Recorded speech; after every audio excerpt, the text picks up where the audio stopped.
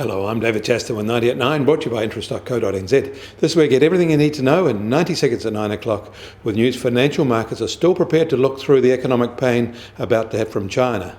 The number of cases of the coronavirus is still rising, up a sharp 15% in one day, and now over 28,000, and the death toll rose similarly. But most are still in Hubei province, and it is becoming clear that the Chinese strategy is to sacrifice that province to save the rest of China and the world.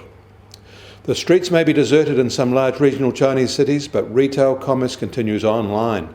Online payment transactions are almost 50% higher than the same time last year.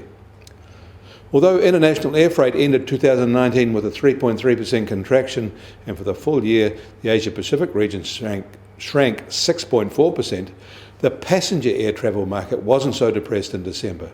It is still growing, even if the 2019 growth was the slowest since the GFC. And the December rise in international travel was up 3.8% year on year. Australian retail sales data was unexpectedly weak in December. Well, that was more because consumer buying patterns shifted with the move to a peak in November.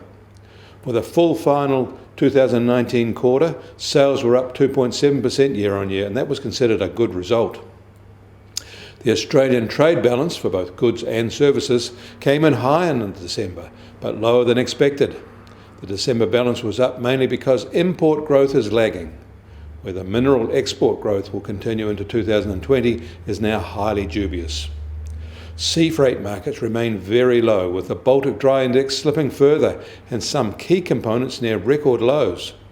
The iron ore price, which was over $92 a tonne a week ago, has opened after Chinese New Year at just on $80 a tonne, a sharp drop of more than 12% and back to levels last seen in November. And China has announced that it'll halve tariffs on about $75 billion worth of goods from next week. But its capacity to buy more is seriously undermined by the virus emergency, so the practical impact will be low in the immediate term.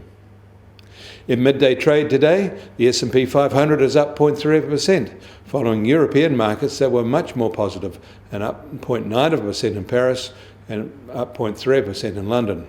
Yesterday, Tokyo leapt 2.4%. Hong Kong joined the frenzy, up 2.6%. And Shanghai was enthusiastic too, up 1.7%. Locally, the ASX 200 rose 1% yesterday, while the NZX was closed, of course. US Treasury 10-year yield will start today at just under 1.65% and is similar to this time yesterday. Gold has risen again today, up another $8 to $1,566 an ounce. US oil prices are a little lower today at just under $51 a barrel. The Brent benchmark has also slipped back to under $55 a barrel. And the Kiwi dollar is a little soft this morning at 64.6 US cents. On the cross rates, we're lower at just on 95.9 Australian cents, and against the euro, we're holding at 58.8 euro cents.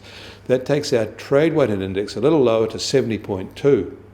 I'm David Chaston. That was 90 at 9, brought to you by interest.co.nz.